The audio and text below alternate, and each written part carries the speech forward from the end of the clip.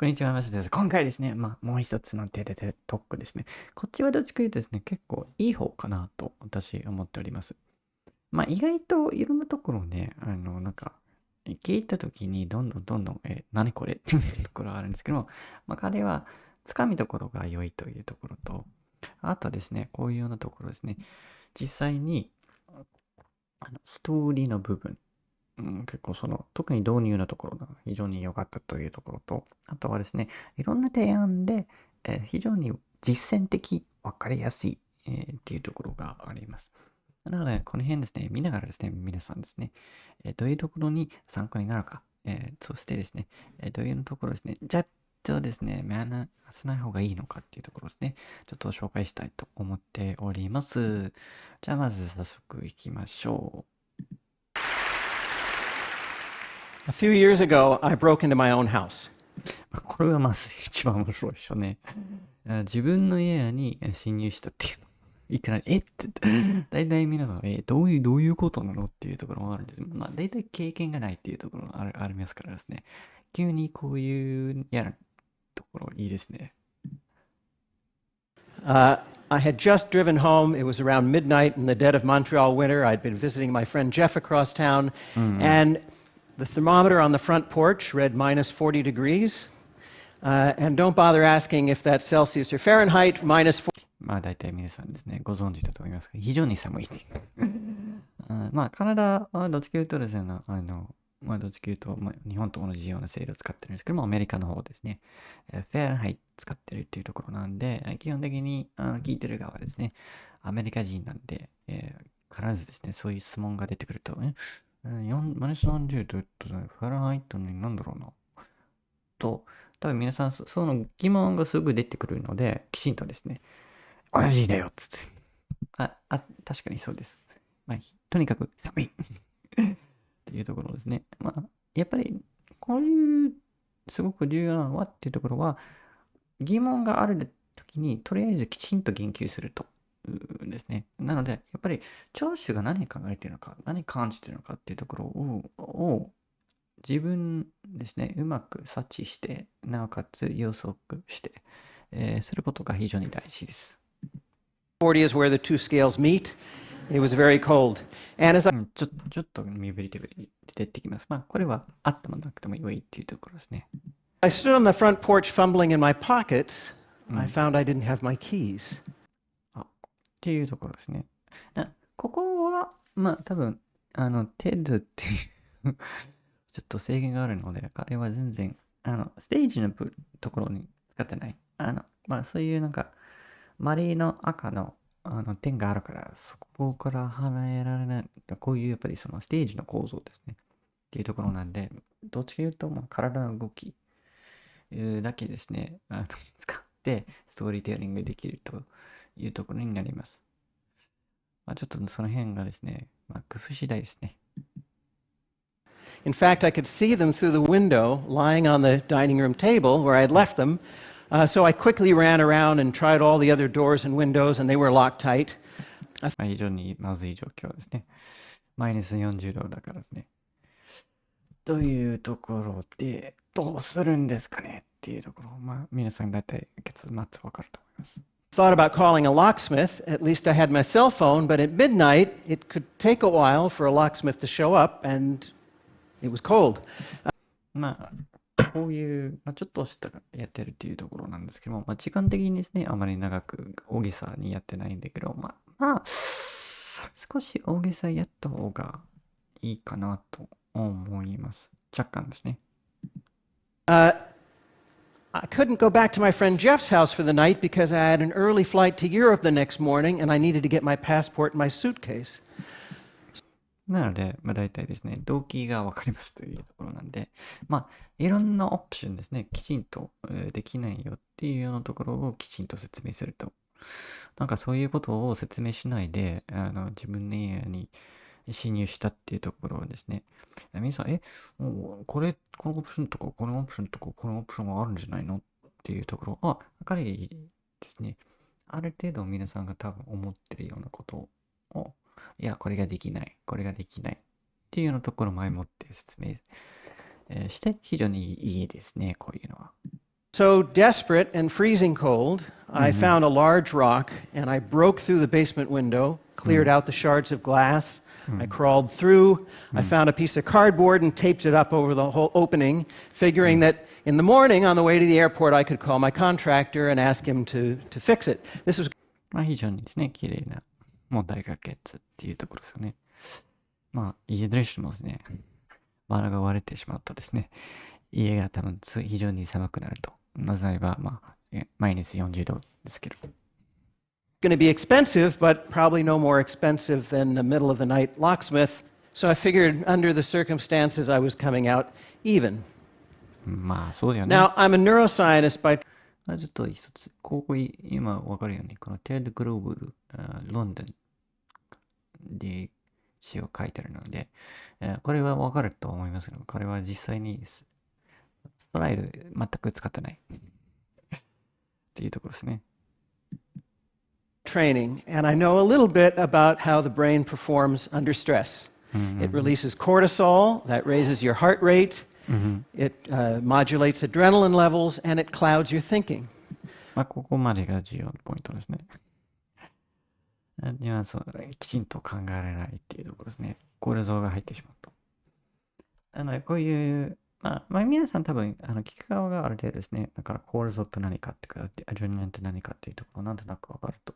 まあ、人たちなんで、一般人が、まあ、聞いたことあるかどうかっていうところはどっちかというと多分、わからないっていうところは、まあ、少なくはないと思いますので、なので、とりあえず、この結果が、この Cloud Your Thinking っていうところ、をきちんと言って、そこの部分もいいですね。So the next morning, when I woke up on too little sleep, worrying about the hole in the window and the mental note that I had to call my contractor and the freezing temperatures and the meetings I had upcoming in Europe. まあ、つまりですね。やっぱりその脳が余裕がないっていうところですね。いっぱいですよ。And, with all the cortisol in my brain, my thinking was cloudy, but I didn't know it was cloudy because my thinking was cloudy. これよくあります。自分がきちんと考えてないっていうところは、自分が気づいてないっていう。例えば自分の思考能力が低下してるからですね。気づくわけでもないからですね。そういったようなところですね。まあ、落ちてしまうと。非常に残念というところですね。And it wasn't until I got to the airport check-in counter that I realized I didn't have my passport. これは大変だっていうところですよね。So I raced home in the snow and ice, 40 minutes, got my passport, raced back to the airport. I made it just in time, but they'd よかったね。 given away my seat to someone else, so I got stuck in the back of the plane next to the bathrooms in a seat that wouldn't recline on an 8-hour flight. あらら。Well, I had a lot of time to think during those 8 hours of no sleep. ちょっとヒューマン入れてしまって。これ8時間ですね。まあね。ね、椅子全然調整できなくて。まあこれは多分これでとりあえずストーリーが終わってしまって、2分43秒なんで、残りの、だいたい19分ぐらいが、ここですね。このストーリーがどういうような教訓を得たかっていうところが、これから入ってきます。だいたい構成的にはそうなっているんですね。And I started wondering, are there things that I can do, systems that I can put into place that'll prevent bad things from happening? これ非常にいい質問。皆さんは大体ですね、似てるような経験があると思います。鍵忘れたりとかですね、何かですね。そういったようですね、自分ですね、やっちゃったっていうところがあるので、じゃあ、それを防ぐために、再発防止っていうところね、何をすればいいか。自分ね、記憶が悪いからどうしようもないか。多分、そこら辺ですね、非常に重要っていうところに皆さんすごく役に立つっていうところなんで、なので、ここまでの構成がいいんですよ。ね、いきなりですね、自分の家に侵入したっていうところで、ってフックですね。で、そういうストーリー自体がエンターテインメント性があって、ちょっとヒューマンが入ってきて、皆さんがある程度共感できるようなエピソードですね。実際ですね、やったことないというものをある程度想像できると、なおかつですね、非常にね、マイナス40度の中ですね、こういうようなところがあってっていうと、でも皆さんは多分そこまではやってないんだけど、ね、そういうことがあると。じゃあ、これからですね、皆さんに役に立つ情報が出てきますよと。だから質問投げたんですね。どうすればいいんだろうねって。Or, at least if bad things happen, we'll minimize the likelihood of it being a total catastrophe. そうですね。So I started thinking about that, but my thoughts didn't crystallize until about a month later. I was having dinner with my colleague Danny Kahneman, the Nobel Prize winner, and I somewhat embarrassedly told him about ちょっと本部ブラックですね。有名人と一緒にですね、ディナーしましたと言ってるところですよね。それは置いておいてですね。この辺ですね、彼自身は、とりあえずすごく重要な人物と話してるところは、ちょっと自分の株をちょっと高めにしてるというところですよね。having broken my window and forgot my passport. And Danny shared with me that he'd been practicing something called prospective hindsight. っていうことで、この、彼の相手ですね。かなり有名な心理学者なんですけど、なのでそういうダニエル・レヴィン自身は、自分の思いついてじゃなくて、誰かそういうような人ですね。メンターとしてこれ教えてくれたっていうところ。これ Here is Journey の中ですね。やっぱりそういうような人が出てくると、そしてヒールを助けるというところが、この辺でもですね、ストーリーの中の、話と非常にスムーズに入っていくっていうところがいいですね。It's something that he had gotten from the psychologist Gary Klein, who had written about it a few years before, also called the premortem. Now, プリモルですね。これ日本語的には、事後分析、それは解剖ですね。解剖の前ですね。モータムっていう意味ではですね。っていう、なるほど。じゃあ、まずは名前を出すと。これ非常にいいですね。このコンセプトを説明する前に、きちんと名前を出して、すると、その人間が新しいことに対してきちんと情報をかけるために何かコンセプトの名前がないとですね、かけられないので、覚えにくいっていうところなんで、まずは先にレベル出すと。じゃあ、どういうことなのかってこれから説明していきます。you all know what the postmortem is. Whenever there's a disaster, a team of experts come in and they try to figure out what went wrong, right? Well, in the premortem, Danny explained, you look ahead and you try to figure out all the things that could go wrong, and then you try to figure out what you can do to prevent those things from happening. 非常にこういうような説明がいいですよね。皆さん大体ですね、ポストモータムっていうところを分かってきて、これはよくですね、プロジェクトマネジメントの世界ですね、結構よく聞くものなんですけど、じゃあ、プリモータム、聞いたことない人だったら、こういうような説明ですね。その逆ですね。時間軸だけが違うっていうところなんで、なるほど、なるほど。っていうところなので、これ説明非常にいいですよね。happening or to minimize the damage. So, what I want to talk to you about today are some of the things we can do in the form of a premortem. Some of them are obvious, some of them are not so obvious. I'll start with すごくこの辺ですね、これから説明していくっていうところは、すぐ分かることと、そうではないこと。大体2パターンがありますよと。そうすると、皆さんのための中にとりあえず、せめて2つの例が出てくると。は予測できる。安心聞けるというところですね。ある程度ですね、説明する前に何かしらですね、予測っていう予測できるように話すれば、こういうような風に話しますよと。っていうところにあればですね、皆さんがある程度頭の中に整理できると。で基本的に情報を伝えるためにはそうしないとですね、皆さんは覚えてくれないので、意外とですね、構成のきれいなものが覚えやすいです。the obvious ones. Around the home, designate a place for things that are easily lost. 非常にこれですね。なるほどね。確かに。と思いますよね。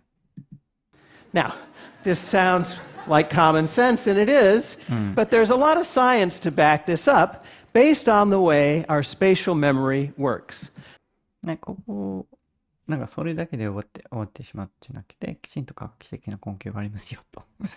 の説明がいいですよね。皆さん終わっちゃったっていうところも、まあ多分、まあ来た、そういう話でもうまくできてないっていうというところもあると思いますけどね。There's a structure in the brain called the hippocampus that evolved over tens of thousands of years to keep track of the locations of important things.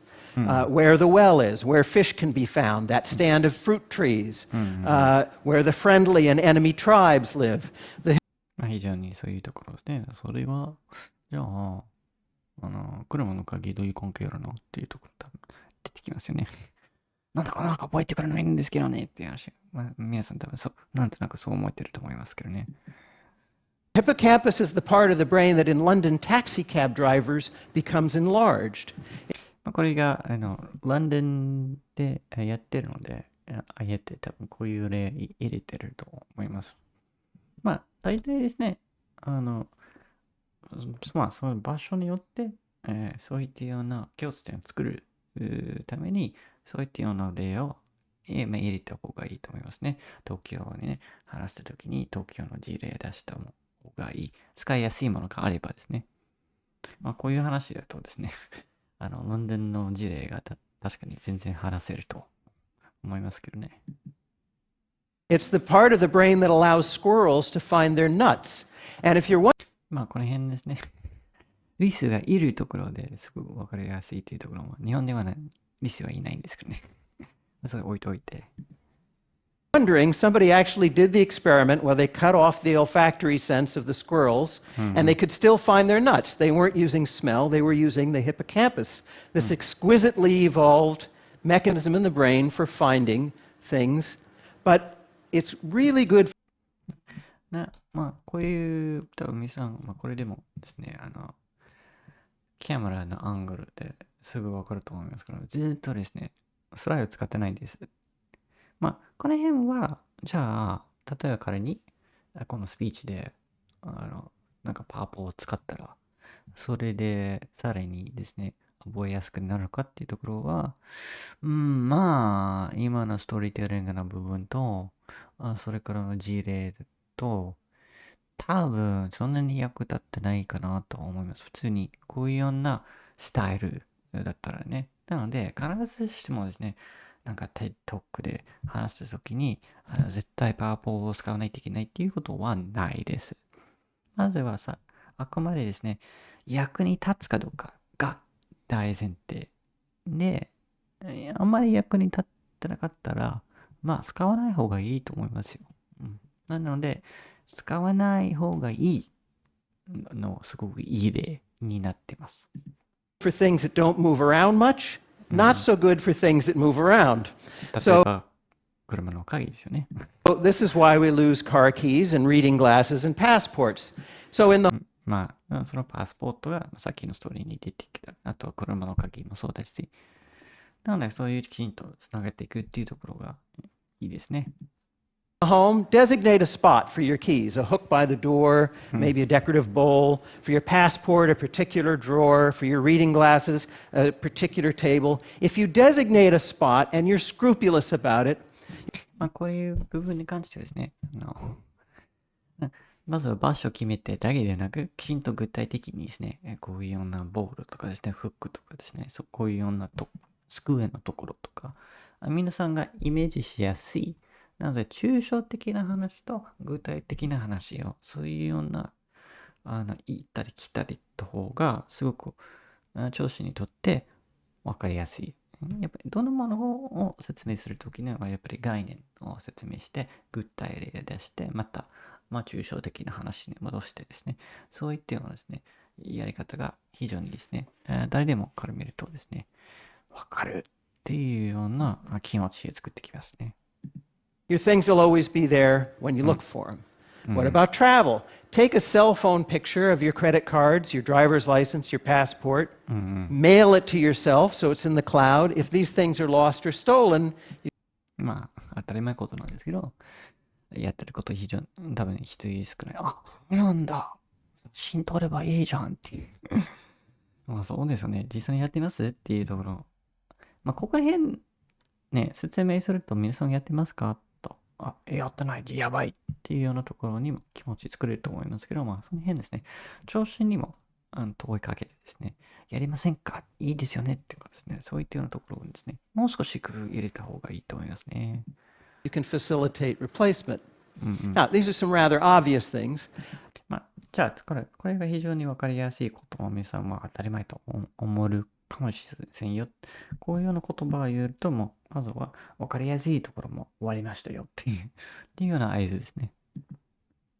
Remember, when you're under stress, the brain releases cortisol. Cortisol is toxic and it causes cloudy thinking. So part of the まあ、つまりそうすると、基本的にですね、ストレスがあるときに、そういうね、思考能力が低下するので、すごく普通で分かりやすい、すぐ思い出せるものは、そのストレスするときにはできないので、やっぱり事前にやっておくと、さらに未来の自分に安くなるので、やった方がいいよっていうような、言わしてるですね。practice of the premortem is to recognize that under stress, you're not going to be at your best, and you should put systems in place. まあそういうようなところをきちんとですね、対策しておいた方が良いという。こういうような理由付け繰り返しするところ非常に大事。なぜこれ大事なのかっていうところ、これなんですよと。ね、やっぱりこの辺のは、そうね、分かりやすい例を紹介する前に、まずはそういう理由を出して、で、それぞれの分かりやすい理由を言って、で、そのなぜの部分をもう一度リマインドして、そうすると多分きちんとですね、頭に入ってくると。非常にいいですね、こういうのは。And there's perhaps no more stressful a situation than when you're confronted with a medical decision to make. まあそうですね。これが、obvious ではない部分ですね。医療の、まあ、今はですね、コロナのワクチン、っていうところをね、でも多分、直面してるっていうところなんですけども、なので、まあ、そういったどういうようなふうに判断するか、どういうようなプロセスで判断して、やっぱりその決めておいた方が良い。なので、その実際に危機があった時に、まあ、もう決めておいてあるので、こういうね、とりあえずストレスを感じながら正しく判断できると。And at some point, all of us are going to be in that position where we have to make a very important decision about the future of our medical care or that of a loved one to help them with the decision. まあそうだよねっていうのは、まあ、皆さんでこれ考えされて、だからこれ重要だよっつって、やっぱりその提案と一緒にね、そのなぜの部分、なぜこれが大事なのかっていうところをですね、きちんとですね、言わないとですね、ふーんって終わってしまう。まあ、この部分もいいですね。実際にこのスピーチの半分しか経ってないですよ。And so I want to talk about that. And I'm going to talk about a very particular medical condition, but this stands as a proxy for all kinds of medical decision making, and indeed for financial decision making and social decision making. まあこういうところすごいいいっていうところなんですね。なぜならば、まず特定の病気を話しますと。で、これが、まあそういうだけではなく、同じプロセスが、まあ、そういうようなんですね、社会的なのところとかですね、まあ、金銭的なところとかですね、それは全部ですね、同じようなやり方でも該当しますと。ここまで言わないとですね、まあ、病気だけの話で、と思ってしまう人は必ず出てくるので、やっぱりこういうようなですね、まあ、注意書きっていうか注意点ですね、出しておいた方がすごく賢いなっていうところですね。Kind of decision you have to make that would benefit from a rational assessment of the facts. まあ、とにかくこの一つの例だけではなくですね、こういうようなプロセス、そっちの方が大事よっていうですよね。So, suppose you go to your doctor and the doctor says, I just got your lab work back. Your cholesterol is a little high. まあ皆さんある程度直面してる、特に男性の方ですね。こういうような例が非常にわかりやすい。なんかその変な病気じゃなくてですね、コレステロール、ね、ちょっと高いよっつって、高いんだ。どうしような。多分、もう普通ですね、思うわけですよね。Now, you all know that high cholesterol is associated with an increased risk of cardiovascular disease, heart attack, stroke. And so you're thinking having high cholesterol isn't the best thing. And so the doctor says, I'd like to give you a drug that'll help you lower your cholesterol. 皆さんも多分そうだよね。とりあえずそれを受けた方がいいよね。普通思うわけですよね。皆さんそう思うんですね。そうだね、そうね、という、そう聞くと、普通に聞くと、何がですね、ちょっと反応が出てくるかなと、私も思います。逆でね。こういうような判断が、実際にいいではないかもしれませんよと。あえてこういう例出してるからなんですね。Statin. And you've probably heard of statins. You know that they're among the most widely prescribed drugs in the world today. You probably even know people who take them. And so you're thinking, そうですね。私も聞いたことあるんですけど、あんまり評価がいいっていうところは自分自身は聞いてないですけどね。yeah, give me the statin. これ普通の流れです。そうだね。じゃあ、そういう実際にですね、言われた時に、言われている前にこういうようなところを考えましょうね。はい。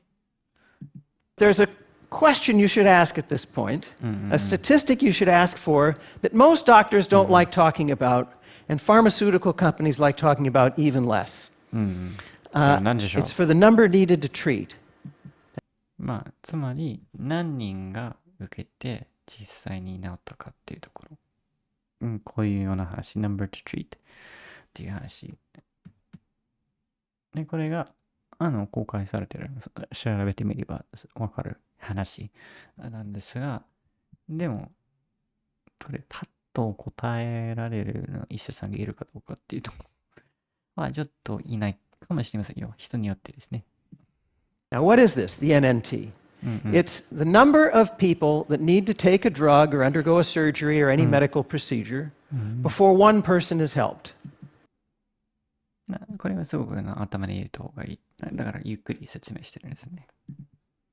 And you're thinking, what kind of crazy statistic is that? Why, the number should be one. My doctor wouldn't prescribe something to me if it's not going to help. But そうなんだけど、実際にそういうことはないんですよね。大体は、こういうすごく、皆さん、思ったことをきちんとですね、予測して答えてるんですね。だって普通に考えればそうじゃんだよね。コレステロールが高いから、これいう年が提案してるんで、その人がすぐに助かるっていうところわかるはずなんですよ。実際に全てはそういう綺麗ではない。ものによって全然違いますけど。actually, medical practice doesn't work that way. And it's not the doctor's fault. If anybody's fault, it's the fault of scientists like me. We haven't figured out the underlying mechanisms well enough. But Glaxo 大体ですね、そのコレステロールを下げてもですね、実際にそういう他にリスクをきちんとですね、対応しているかどうかっていうところは、そこら辺ですね、のプロセスはうまくまだ解明されてないので、いろんな因果関係があるっていうところがあるんです。なので、これ、あくまで例です。というところを皆さん頭に入れた方がいいと思います。SmithKline estimates that 90% of the drugs work in only 30 to 50% of the people. これあくまでこの例の話ですよね。すべての薬ではないよ。この辺の言い方がちょっとですね、勘違いしやすいっていうところがあるんですけど、あくまでこういうようなコレステロールを下げる薬だけの話です。っていうことなんで、多分そのコレステロールが高いからこういうような薬飲んだ方がいいっていう多分、医者さんの中に多分あるんだと、じゃあどれぐらい効果があるかっていうところ、覚えてるか覚えてないのかっていうところわからない。特に日本の場合は結構薬出してることが多いので、この辺絶対皆さん聞いた方がいいと思いますよね。So the number needed to treat for the most widely prescribed statin, what do you suppose it is? How many people have 皆さんそれ普通に計算すればわかると思いますがね。30% から 50% が実際に対応しているとでもそれに対してですね、ちゃんとそのリスク、その心中病関係のリスクをどれぐらい下がってるかっていうところは別の話ですね。have to take it before one person's helped. 300. 結構低いっていうところですね。300人のうち1人。ほう。This is according to research by research practitioners Jerome Groupman and Pamela Hartzband. Independent ここは言えないとですね、納得されないので、きちんと誰の研究と、なおかつ、第三者のグループによってですね、結構健康系の問題、ね、気をつけないといけないところが、どこの研究が、どこからお金が入ってきて、そしてそのお金ですね、ちょっと気をつけないといけない。例えばそのね、タバコだったらですね、タバコがまだ大丈夫っていう、でもタバコの会社、お金が入ってきてっていうところは、マイナスの面もマイナスの面があるんですけども、情報をちゃんと見てみないとですね、実際ですね、なんて言えないっていうところがあるんですけど、とにかく第三者よだからが言ってるっていうところは、公平的なデータだよっつって、と彼がとりあえず、皆さん、そうだよね。公平的な、でも300人の1人なんだ。そっか。と思うんですよね。あまり効果が高くはないっていうところです。independently confirmed by Bloomberg.com. I ran through the numbers myself. 300 people have to take the drug for a year before one heart attack, stroke, or other adverse event is prevented. なるほど。そうすると因果関係がちょっとあれなのね。彼自身、私も数字確認しましたよ、つってですね。ブルームバーグはちょっとどうかなっていうのが、それを置いておいてですね。Now, you're probably thinking, well, okay, 1 in 300 chance of lowering my cholesterol. Why not, doc? Give me the prescription anyway. そうですね。どのリスクでも、した方ですね。下げた方がいいですよねっていう。どのぐらいお金かかるかっていうところは、この辺の話は別ですね。But you should ask at this point for another statistic, and that is, tell me about the side effects, right? そうですね。副作用ですね。どういうようなものがあるのか、そしてどの頻度があるのかっていうところですよね。So, for this particular drug, the side effects occur in 5% of the patients. それと単純に計算できる人だと、100人の中に5人が副作用がですね、起こします。なので全然違いますよね。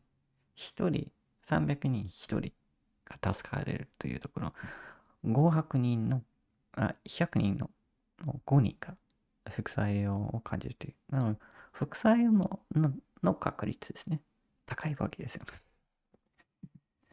And they include terrible things, debilitating muscle and joint pain, gastrointestinal distress. But now you're thinking, well, 5%, not very likely it's going to happen to me. I'll still take the drug. But wait a minute. 普通に考えるそうですよね。副作用自体はどっちかというとですね、死ぬほどではないので、実際にですね、コレステロールでね、心臓病で死んでしまうっていうところなので、その辺のインパクトと確率、その2つですね、実際に考えないといけないっていうところがあるので、実際に確率だけで話してしまうとですね、判断ミスにも起こすので、その辺が彼がちょっと言及しないんだけど、その考えるプロセスの方が、いいですと。Remember, under stress, we're not thinking clearly. So think about how you're going to work through this ahead of time so you don't have to manufacture the chain of reasoning on the spot. これが一番重要ですね。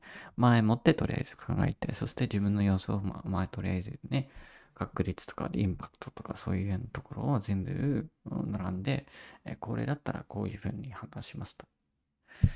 そういう人が300 people take the drug, right? One person's helped. 5% of those 300 have side effects. That's 15 people. You're 普通にそう計算するとそうなりますね。15 times more likely to be harmed by the drug than you are to be helped by the drug. 皆さんとそれだけで聞くと、そうだよねっていうところを感じるんですよね。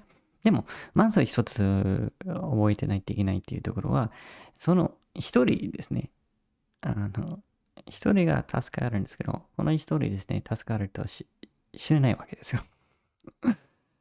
15の場合の問題は、どっちかというとですね、胃が痛いとかですね、筋肉痛になったりとかですね、そういったようなですね、プラスマイナスが若干違うっていうところなんで、それに対して、どう取るかっていうところは、それは個人の判断でいいかなと思いますね。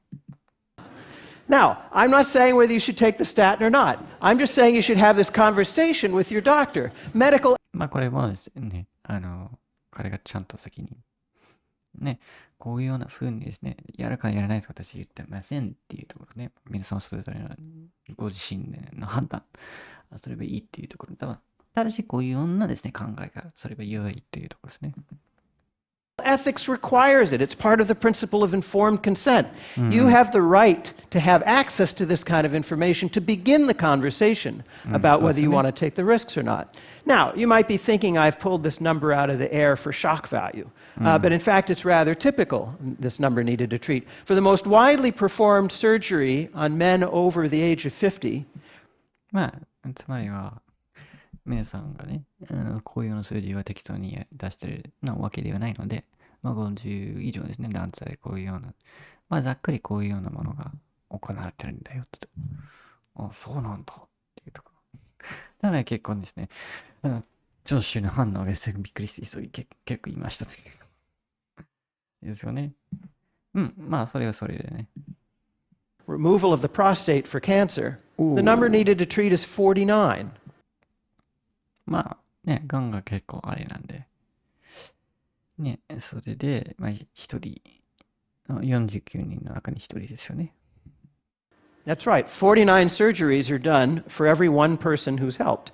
And the side effects in that case occur in 50% of the patients. They include impotence, erectile dysfunction, urinary incontinence, rectal. 非常にいろいろ厄介なものが、50% ですね。2人の中に1人というところがあります。で、この辺でも、前回と同じように、こういったような選択ですね。いい選択ないわけですよね。がんが発見したらですね、こういうようなことをやってしまうと、がんがあれば、死ぬわけですよ。死ぬわけなんですけど、じゃあ、その以外のリスクは、って感じなんですけど、基本的ですね。どっち取りますかっていう話ですよね。tearing, fecal incontinence, and if you're lucky, and you're one of the 50% who has these, they'll only last for a year or two. つまりちょっとね、こうした病状ですね、1年、2年、治しますよと。So, the idea of the premortem is to think ahead of time to the questions that you might be able to ask that will push the conversation forward. You don't want to have to manufacture all of this on the spot. And you そうですね。っていうところが、とりあえずこれがまとめに入るので、これ10分に、24秒、残りの 2分くらいですね。で、ここは多分皆さんショッキングですね。もう数字聞いてる衝撃的だっていうところなんですけど、でも一応考えられのプロセスはきちんと説明されてるっていうところに非常にいいと思います。also want to think about things like quality of life because you have a choice oftentimes. Do I want a shorter life that's pain-free or a longer life that might have a great deal of pain towards the end? 基本的には健康そういうような選択があったりしますねっていう話ですよね。だから皆さん前もってそういうようなことを考えた方がいいよね。大体この2つの選択肢、ここの部分で直接つながっているというところなんですけどね。These are things to talk about and think about now with your family and your loved ones. You might change your mind in the heat of the moment, but at least you're practiced with this. そうですね。なおかつ彼が言ってん、それなんか言ったんだけど、自分一人だけで考えてなくて、複数の人ですね、一緒に考えるっていうところも大事。なぜ、これは言ってないんですけど、なぜあればっていうところだと、ある程度ですね、自分のバイアスがあるからですね、客観的に見えないこともあるので、そういったようなところですね、入れた方が良かったなっていうところ思いましたけど、それは置いておいてですね。kind of thinking. Remember, our brain under stress releases cortisol. And one of the things that happens at that moment is a whole bunch of systems shut down.